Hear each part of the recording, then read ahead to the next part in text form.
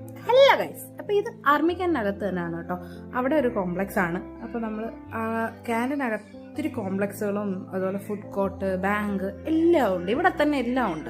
അപ്പോൾ അങ്ങനെ ഞങ്ങൾ കുറേ നാൾ കൂടി പുറത്തുനിന്ന് ഫുഡ് അടിക്കാം എന്ന് പറഞ്ഞിട്ട് ഇറങ്ങിയതാണ്. കാരണം അങ്ങനെ പുറത്തുനിന്ന് ഫുഡ് അടിയൊക്കെ കുറച്ച് വെച്ചേക്കുക. ഇപ്പം അങ്ങനെ ഭയങ്കര എക്സൈറ്റ്മെൻറ്റ് ആണെന്ന് നിങ്ങൾക്ക് മനസ്സിലായി. കുറേ നാളിന് ശേഷം കേട്ടോ പുറത്തുനിന്ന് ഫുഡ് കഴിക്കാൻ പോകുന്നത്. അപ്പം ഞങ്ങളങ്ങനെ ജീര റൈസും, ഇവിടെ നല്ല അടിപൊളി ജീര റൈസും പനീറും കിട്ടും കേട്ടോ. അങ്ങനെ വന്നതാണ്.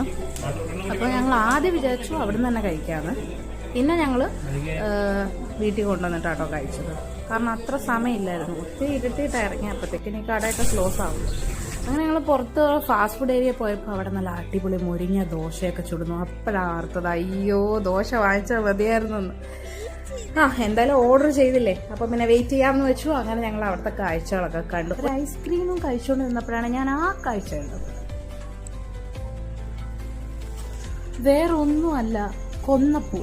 ജമ്മുവിൽ ചെന്നപ്പോഴും ഉണ്ടായിരുന്നു, ഹരിയാനയിൽ ചെന്നപ്പോഴും ഉണ്ട്. ഈ ആർമി ക്യാൻറ്റീൻ നിറച്ചും കൊന്നമരമാണ്.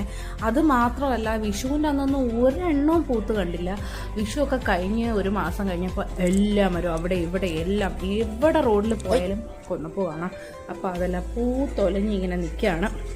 കാണുമ്പോൾ ഒരു സന്തോഷമുണ്ട്, എന്നാൽ ആ സമയമായപ്പോൾ കിട്ടിയില്ലല്ലോ എന്നുള്ളൊരു വിഷമമുണ്ട്. അങ്ങനെ ഞങ്ങൾ തിരിച്ചു പോവാണ്, കോട്ടേഴ്സിലേക്ക് പോവാണ്. ഇത് ഇവിടുത്തെ ഒരു ചെറിയ കോംപ്ലക്സ് ആണ് കേട്ടോ.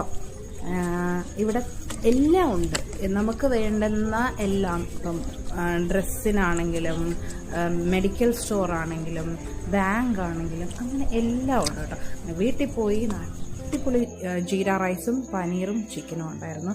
പിന്നെ ഞാൻ വെച്ച ചോറ് നല്ല ബീട്രൂട്ട് തോരനും ഒക്കെ കൂട്ടി വിച്ചു കഴിച്ചു.